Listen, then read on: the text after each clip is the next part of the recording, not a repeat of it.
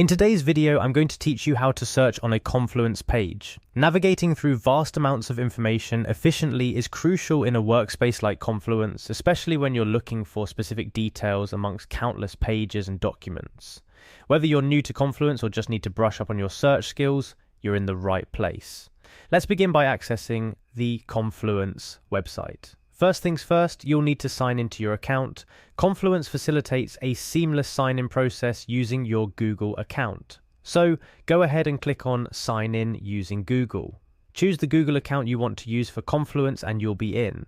This step is pretty straightforward if you're familiar with using Google accounts to sign into various services. Once you're signed in, the next step is to locate and click on the space you're working on. If you're part of multiple spaces, make sure you select the correct one.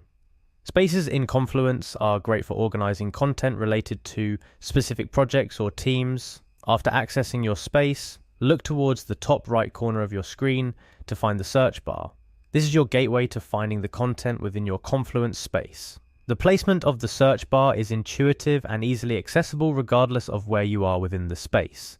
Now it's time to conduct your search. Click into the search bar and type in your query. Be as specific as possible to help Confluence narrow down the results for you. If your search is too broad, you might find yourself sifting through a plethora of results. Remember, the objective here is efficiency and accuracy. Once you've entered your search terms, Confluence will present you with a list of results that match your query. Browse through the results until you find exactly what you're looking for, then simply click on it to open. The result could be a page, a blog post, a document, or even a specific section within a larger document. It's important to keep in mind that the more you use the search function, the better you'll become at selecting the right keywords to find what you need quickly.